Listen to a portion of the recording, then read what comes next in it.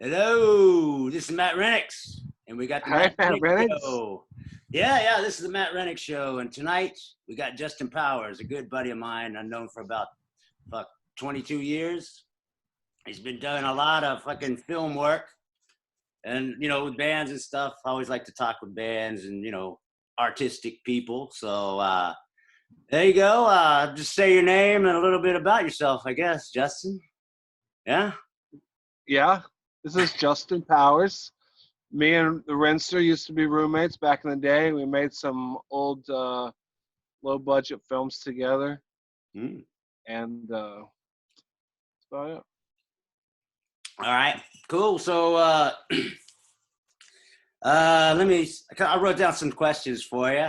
So, because I got CRS disease. I can't remember shit. So, I know that's a good one. yeah. You've kept that joke for a long time. That's good. Oh, yeah, definitely. So, this is the deepest one of the whole Oh, questions. What's this is making me your nervous. favorite color? Looks like it's yellow to me. Like toxic waste green and black. Toxic waste green and black. Okay, that's good. Okay, now how old were your little brother's named Matt. So how old were you when you and Matt were younger? When did you guys start making movies? Because you guys started making movies together, right? With an old camcorder or something? Yeah, when we were real young, or after whenever VHS was out, and my parents got us a VHS camcorder, and I Yeah. would we shot like the boys club sport stuff with my brother's basketball team and stuff, and then we also made like like little kid like horror movies when we were kids, and music videos, ACDC music videos. How were those? Or, How were the great. AC/DC music videos? Oh, they're so awesome, right? You still got them? Yeah, I have a clip. I do. We do have a tape that has some of our old videos. Oh Some yeah. of the shit we accidentally recorded over, Uh-huh. but we still have a couple of tapes that have some really funny stuff. But they're so old and degraded, but you can still see stuff on them. Oh, that's good. Okay. All right. Now, let's see. And then you made I think I saw this. You made your first short film. It kind of ends on a tragic note, but just tell us about that, a little bit about that. Yeah. You filmed it up in Arkansas, right? Yeah, you're talking about Fiance, a romantic comedy. That's correct. Me and me and my brother got a camera so we could shoot pod zombies on it, Okay. and I came up with a short film idea just so we could shoot something and edit it and try to have like a sense of what we have to do to make something. And so we came up with an idea. I came up with that idea, and it's one of those things that like I probably only think is funny in my head, and it's not really funny. But anyway, we made it. I went to Arkansas because I just had friends up there that would help me out. I'd Uh-oh. moved. I was already in Dallas at the time. Oh, right. We What went was up that? Was that there, like 1997 or something? man. No, because I moved to Dallas in '98, so it was probably in like '99 or 2000, Oh, okay. All probably. right. So this next one's about Fort Smith, Arkansas. It's about when you had your venue. Uh, just tell us about that. Where you got the charges? Conspiracy to overthrow the government and things like that. Just for having a place for kids to go watch bands. Right. So in the early '90s, we opened up this club in the early '90s in Arkansas called Center of the World, and it was just a DIY all ages punk rock space or whatever. Right. But I got it across like diagonally across the street from the police station, and for like it was open for like only 3 or 4 months, but the police every time they had drove by it, they had to see these like disgusting punk rockers and skateboarders on the side of the road, and it Right. was eating them up inside. Anyway, they ended up raiding the club, and there was like graffiti in the back. Like a bunch of Fort Smith cops show up. There's a graffiti in the back that the bands would spray paint. We'd give bands spray paint. They would spray paint graffiti or whatever in the back room. And there was a band from Oklahoma called Ancient Chinese Penis, and they had spray painted a big pentagram on the ground and said, "Place nude female here," and chant backwards. And the police like thought it was an actual real like satanic altar, and cops got scared and left. They ended up charging us with like conspiracy to overthrow the government because we had a flyer in there that was like 35 reasons to oppose George Bush. It was George Bush Sr. Oh, fuck. And we had a conspiracy to kill the president because there was a sticker on the door that I believe Chad Malone from Brother. Hey, you're cutting out, man. Stop. You're cutting out for a second. I can't get sound. No. Can you hear me? Yeah. Can you- Okay, wait. Talk for a second. Can you hear me? Yeah. Oh, yeah. Okay, so Chad Malone, yeah, from Brother and I Fury. believe Chad left a sticker. But anyway, we put it. It was really cool, awesome sticker with George Bush Sr. through the scope of a gun. And it said "Aim for the top." And we had that on the door of the club. So the police were just like handing out whatever crazy charges. They had a Anything they could pornography find. charge. Yeah. Like the word "motherfucker" was spray painted on the wall, and they said that was pornography because there were minors in the building. So they were just throwing every charge they could at us. They were even taking beers from the dumpster outside and bringing them inside and taking pictures of them Oh my inside God. our club to try to keep it to get us in trouble because we were all in. That sounds like cops with nothing better to do, man. Fucking A. Early 90s Arkansas pigs. Yeah. Now speaking of minors, also, we both have a mutual buddy named Brad Garrett. And Yeah. you said you were in Arkansas, you were his legal guardian for just a little while, and he had to go to high school, and he got kicked out of the first day he went back to high school. Can you tell us about that? Well, he had quit school, and we were living together, and he wanted to. He was going to go back to school. So I had to go sign papers saying I was his legal guardian, so he could go back to school. And then apparently, on his first day when he was leaving, out in the parking lot of a high school in Arkansas, he like is talking to his principal and lights up a cigarette, pulls the cigarettes out in front of the principal and lights it up, and was telling the principal how he was getting his shit back together and going back to school and whatnot. And then he got some kind of suspension for having cigarettes on school property, and he quit school again. Wow. Well, now he owns his own business, man, his own demolitions company. So Yeah, that tells you, stay in school or you go nowhere. I'm very proud of my son. Yeah. So yeah, and when you had that club, you also had Center of the World record, and you put out some 7 inches, some records. You also put out Brad's record, Spasm 151. We did, yeah. We repressed that first Spasm record. Yeah, and that went.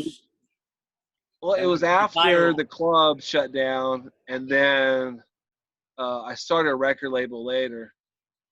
Like after the club shut down, I started doing booked some friends' tours and stuff, and then I started that record label in Arkansas, and then I moved to Dallas during that record label. Was that about 98, you think? Yeah, I moved from there in 98 to Dallas in 98. Okay. And then you started filming music videos there, right? Like in the late 90s in Dallas? Yeah, after we did Pod Zombies, and then like I shot a couple of low budget movies, and when I was trying to first start freelancing like film work as a job. Me and a friend were slinging like low budget music videos for a while. It All was a right. lot of work. It's a lot of work for very little money, but it was fun to do. Yeah, what was that band that you invited me and a couple other people to do in what a dozen Furies or something, or 21 Fits or something like that? Man, yeah, that was before I was shooting, but I was first starting to freelance film work. Uh-huh. And I remember we went to that. I never saw that video though. I think I may have saw it, and they put me by this guy. He was in a couple of different things, but he looked like Mr. Clean. Remember that Yeah, guy? yeah, The yeah, I blue do gold now. earring and shaved eyebrows. Man, I can't remember him though. I remember the idea of it. and then those those like kind of movie film thing get-togethers. And remember that Yeah, one they had the shit, sorry, my throat.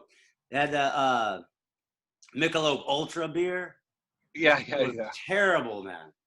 Dude, we went to a bunch of those like film networking parties just to drink all their beer. Yeah. And then That we were was going awesome. to like every art show in town to That's drink when all their beer. yeah. And we were thinking about just posting it, like just doing a little group online and where free beer was at Yeah. the time, you know? Do you remember when we drove by? It was in East Dallas, and there was like a party going on close to the beer cave, and we just like Uh-huh. went into some like normal people's party, Yeah. and you almost got in a fight for like bumping into them with your spikes. Oh, yeah, vaguely. And then Vaguely. they brought in their beers that people pitched in on, and you're like, oh yeah, man, one of those are mine, and he handed it to you, and we left. We left with all their beers? Just a 12 pack. Oh, just a trumpet. Oh well. I That mean, was fun. me and Brad were keg bandits in those days, so. Yeah. Okay, so let's see. Otherwise, yeah, you were doing the filming and stuff. Started doing filming, and then we started filming Pod Zombies. More like 2003 started coming around with. We had Lloyd Kaufman come down and do that scene at your Yeah. brother's house. Yeah. Yeah. You Yeah. know, where he You and played the Jason and Lloyd. retarded pizza delivery guy. Yeah. Weren't his meetings at the strip club or something? Yeah. Yeah. Well, the first we tried to shoot a couple Pod Zombie scenes before that, but that we never used, like the bar of soap thing we tried to do. And then we Oh got yeah, so drunk, the footage was just terrible. And yeah, then Lloyd was coming to town, so I wrote him to see if he'd be in it. right, And that was the first scene that we shot that we actually used. right, yeah. Was I that mean, it scene. was good. It was good. Yeah, he wrote me, and I was like, "Hey, you're gonna be in town." He was signing books at Virgin Records. I was like, "Could you come and do a part in this movie and be the pizza delivery guy?" Mm-hmm. So he's like, "Yeah, but okay, I have an interview here at this time, and then you can pick me up here, and then we got 3 hours, and then you need to drop me off here for Busy some man. other interview." Yeah. So like, I was like, "Okay, I can do that." So Yeah. that's what we did. Oh, okay. Well, that's good, man. And then it seemed to gradually pick up more from there, the scenes and stuff. Yeah. Yeah, and after we shot that, then we started kind of regularly shooting scenes for it, Yeah. Yeah. like I for like remember. Huh? the next like 2 years or something. Yeah. I remember going to the the grocery store, and we'd be asking if they have any just chopped up butcher stuff that they're not going to sell and unedible, Yeah, for the at guts. Fiesta, Yeah. you could like go buy like random stuff for like 30, sometimes like 38 cents a pound, and it'd just be like random guts. Yeah. Imagine if we got pulled over with that shit. Yeah, those were good. Um, Oh yeah, and then at the college too. Told him it was a Oh yeah, movie about anti-drugs, right? yeah. And when I what was that? What's that college called? Eastville College.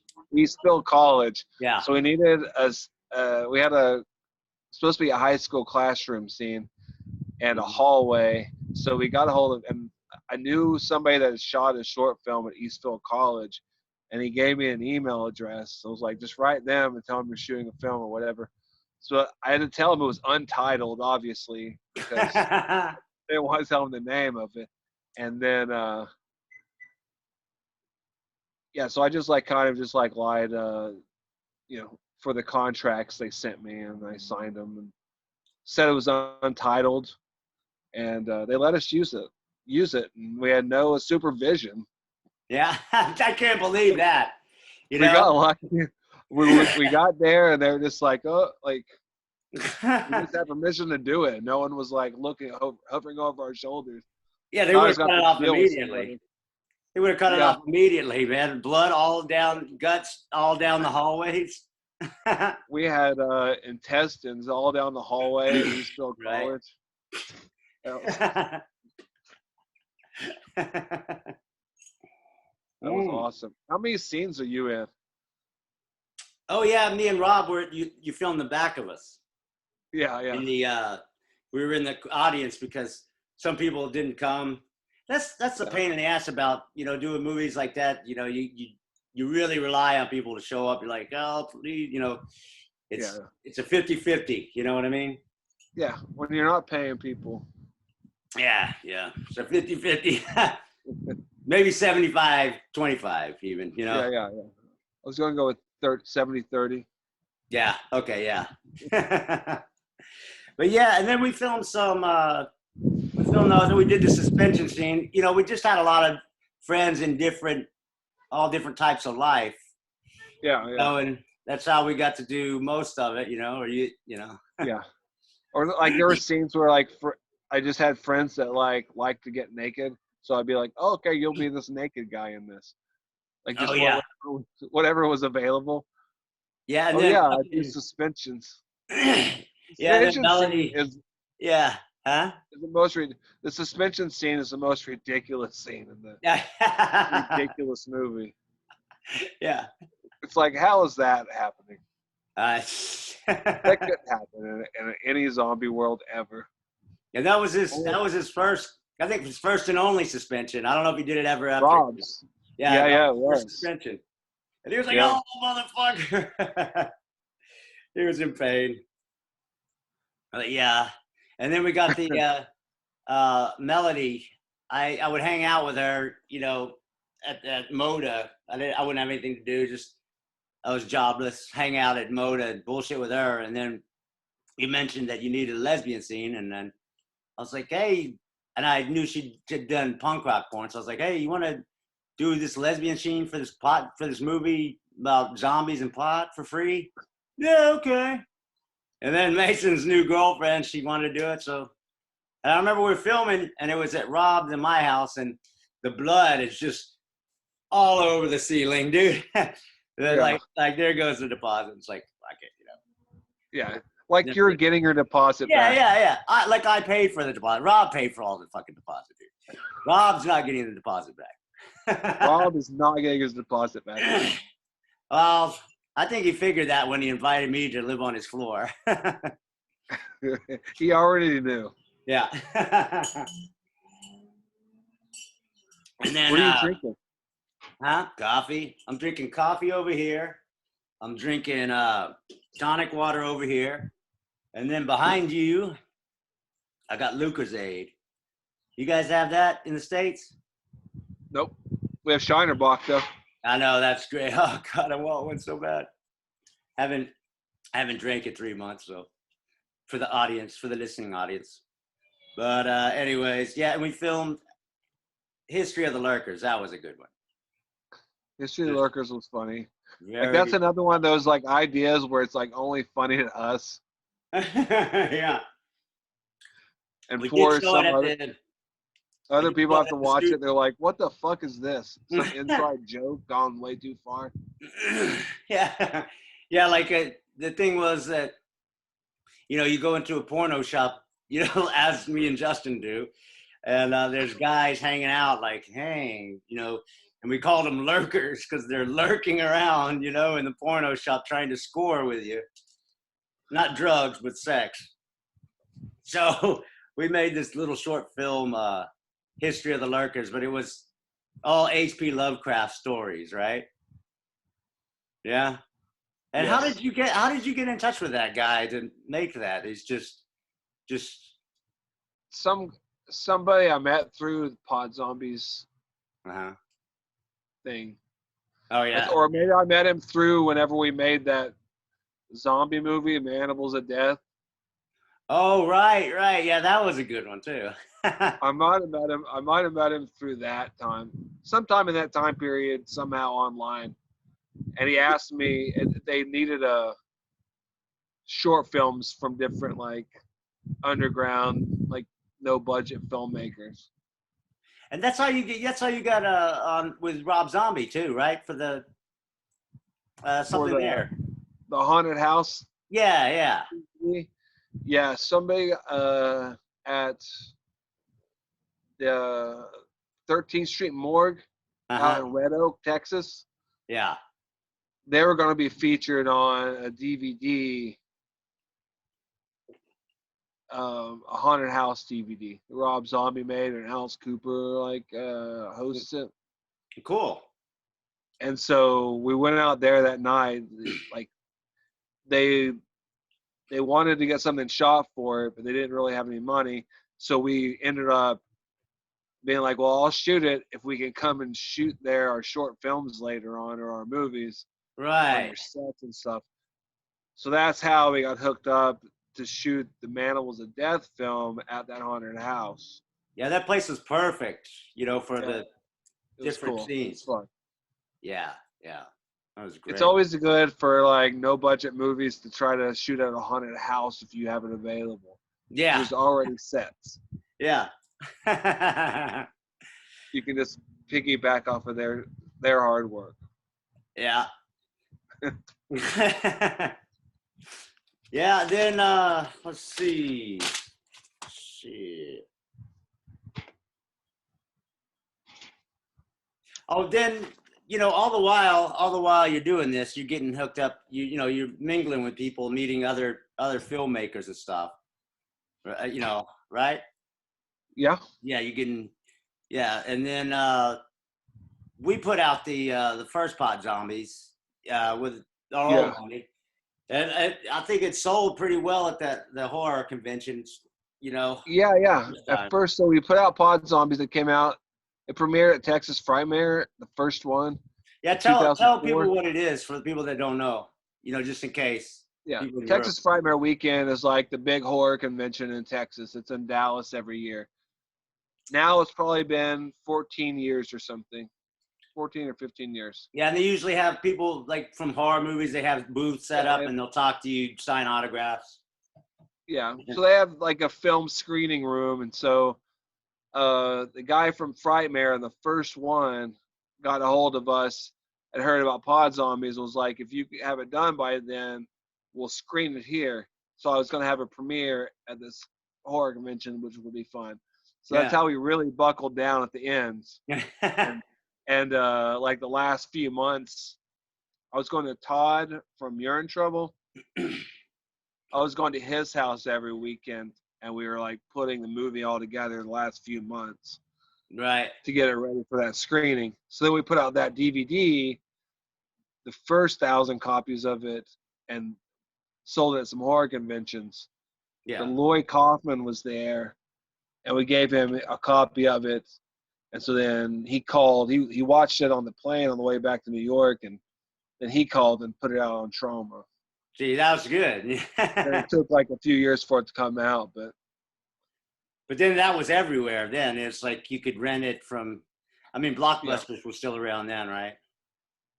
No, that was the end of Blockbuster before that, because it actually came out in 2008. We premiered in 2004, and then Trauma came out in 2008. Okay. But a lot of the right people saw it for like a really like shitty movie that's kind of funny to a bunch of us, the Uh-huh. right people saw it. You know what I mean? Uh-huh. Yeah. And then you started filming, I only got a couple of death threats about it. really? For Yeah. real?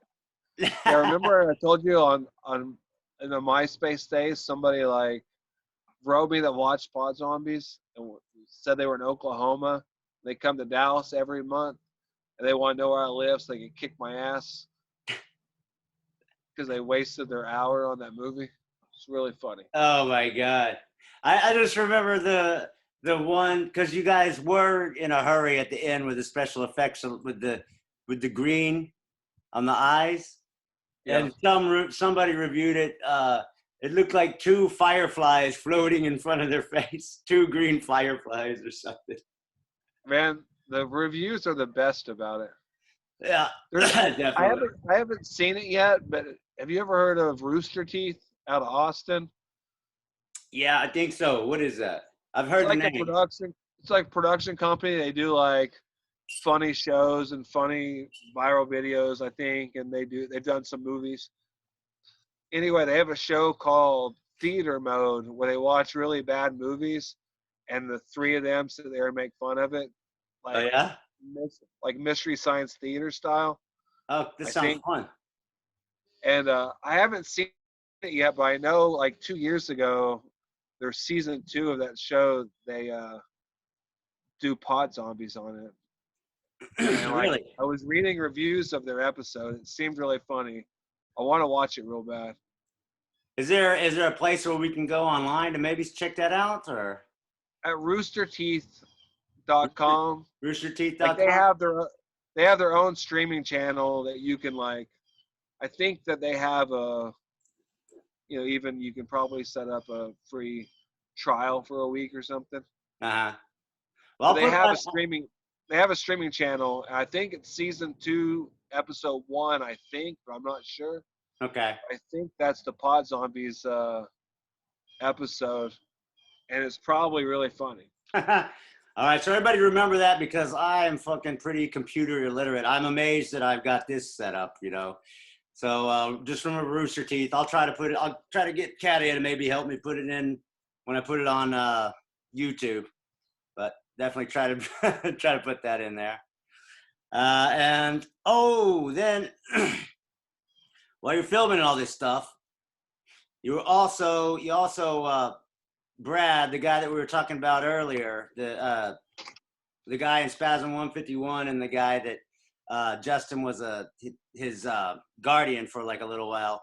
He got a hold of a club called Red Blood Club. It was a Dallas's CBGBs basically. And then he put you were the manager there for a while, right? So Yeah. tell us a little bit about that. Some good times, but then there's bad times too. So Well, it was fun. Like me and Brad grew up together in Arkansas, so then we were living in Dallas years later, and he owns a demo company and made some money. And so right whenever Red Blood Club closed down, which is where Damage Case his band played all the time, mhm. so he just like took it over, like reopened it. And he called me. I was laying tile at the time. I was like, "Hey man, we're buying Red Blood Club, and you're gonna run it." So I quit my job, and then we did that for like almost 2 years, like a year and a half or 2 years or something, till Yeah. the stabbing happened. Oh yeah, that was pretty retarded. Tell us a little bit about that, if you Well, don't we mind. had the club open for like a year and a half, and then some dumb like redneck, like skinhead, like guys and like white power dudes. I guess they were old redneck clan guys, whatever. Mm. Came to the club, and we kicked them out. We saw their tattoos coming in, and then it was MDC and Citizen Fish, so we were like way over the numbers Capacity. anyway in there. Yeah. Then we kicked Why would those they go guys to out. NBC And anyway? It's stupid. do what? I mean, why would they want to go see the NBC show anyway? It's ridiculous. I think they were there just for other reasons. Oh, okay, okay. I see. To start shit, right? Yeah. Okay. So then, yeah. So then we had that stabbing there, and then the cops fucked with us for a long time. Then for a few months, and we had to shut down. Yeah, and didn't you have to pay the police for security? Something like Yeah, that? they made it to where if we had bands, live music after 10, I think we'd have to have like off-duty cops at the club and pay them. So then, and we tried to do that for a while, but it kind of got to where you'd have to have like 90 people through the door just to pay the cops before you could even pay the bands or your sound guy or your door guy or your bartenders. Yeah, that's just it's too They much. basically made it to where it was impossible to stay open. Oh, yeah, that sucks, man. Yeah. So I don't know. Has it been opened after that or no? Like years Somebody later or opened it. something? Somebody opened it years later. It's It wasn't the same, right? called RBC, but it's not the same thing at all. Oh, okay. Yeah. And then you were filming Pot Zombies too. You filmed that all in Dallas, right? Yeah, Yeah. I started shooting some other like low budget movies. I saw this movie called Sacrament. That's Mm-hmm. a horror movie. And then we shot this movie called Rock and Reverend that was really good. And right after that, I did Pod Zombies 2, Mm-hmm. which was like probably 10 years after the first one. Right. And it's just like a more ridiculous, slightly better made, more over the top Pod Zombies movie. It's more of what I wanted the first one to be like. Now tell me, was it easier to get people to do the scenes, for free and stuff because they'd heard of the first one and stuff? You know what I Like mean? some people, it's half and half. Some people wanted to be in it. Some people really wanted to be in it badly. And then like I had like auditions and I had actors back out of it after I cast them, Uh-huh. and they were like real pretty ridiculous scenes, and like they would have like family or loved ones would talk them out of being in it. Oh, really? Yeah, like Can after I cast them, they you would like give write me? me. Can you give us an example? Like one of them is like it's supposed to be like a sleazy like politician guy Uh-huh. that goes to a hotel with a hooker. Yeah. And originally I wanted a real like a pretty older man, like pretty old white like like politician, like a stereotype. And I cast this guy who was like a really good actor. He's been like he was very old though. He's probably in his 70s. Yeah. And he was a and he wasn't a doctor. I think his girlfriend was a doctor or something. It was like in her Mm-hmm. 40s or something. Anyway, he had agreed to do this scene, but like it's a scene where he ends up in a sleazy hotel room with a prostitute wearing a diaper and like a baby costume with a hooker in this, and then he gets his dick bit off.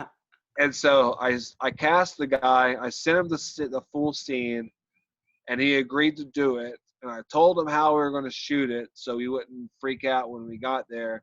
And he agreed to do it. And then like a few days later, he wrote me and said that his girlfriend read it, and his girlfriend was like, "What if your grandkids see this?" Oh God. How old are his grandkids? I Fucking don't know. He was like 70, so I don't oh, know. fucking hell. Anyway,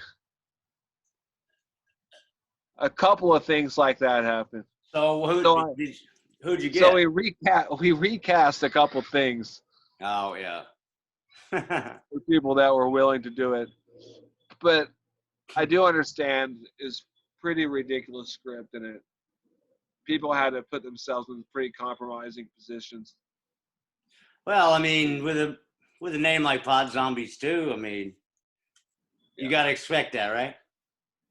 I would think. Yeah, not just some, norm, you know. But then you ended up moving out of Dallas, right? Yeah. Yeah, and to keep filming and stuff, right? Yeah.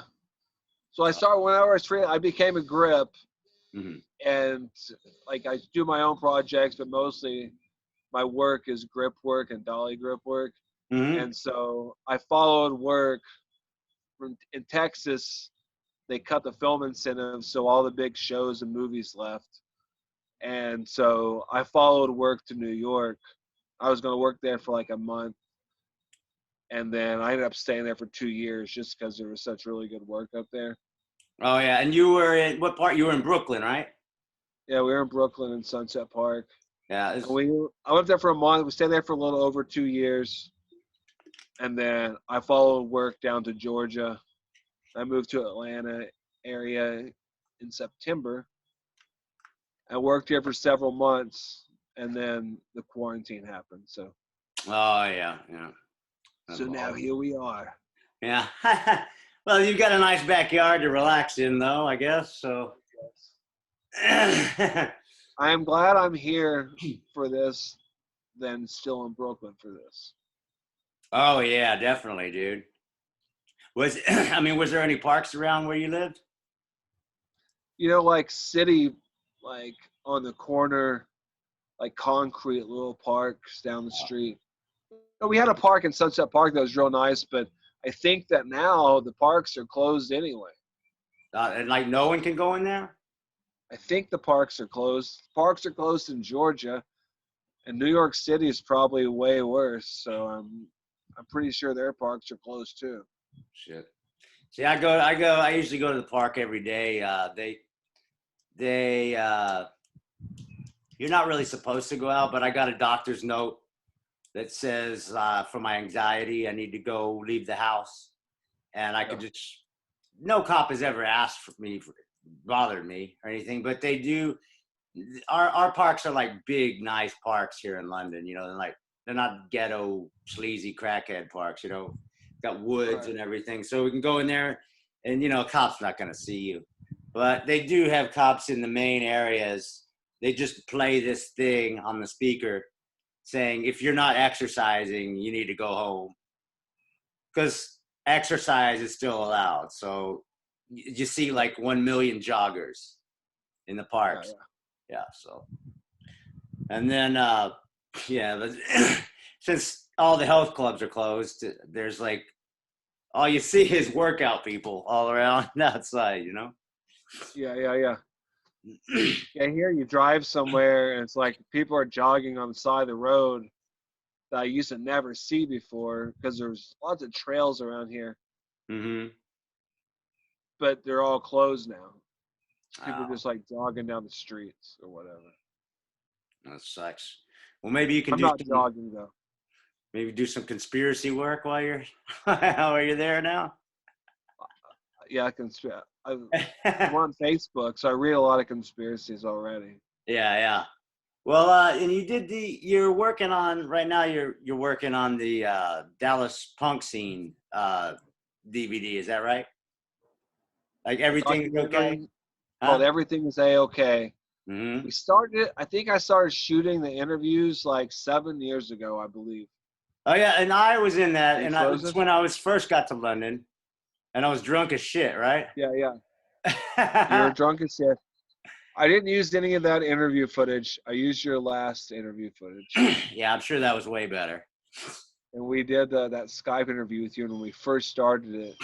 And then we worked on it, and then we worked on some of it the next year. And then it didn't get worked on for a long time. And then every now and then we could do something. And then a year and a half ago now, then I got the footage back and started it back over and just Mm-hmm. getting edited myself, going through it all. And so now finally, and like then 2 years ago, I went to Texas for Christmas and we shot some new interview footage. Right. A couple of bands of Scandals and then a couple of other people we wanted to get. Mm-hmm. And then this last year was when I saw you and we shot a couple of interviews there then. We shot 2 interviews there then. and then but I've been editing this whole time, like the last year and a half, and finally now we're real close. It's all getting put together now, and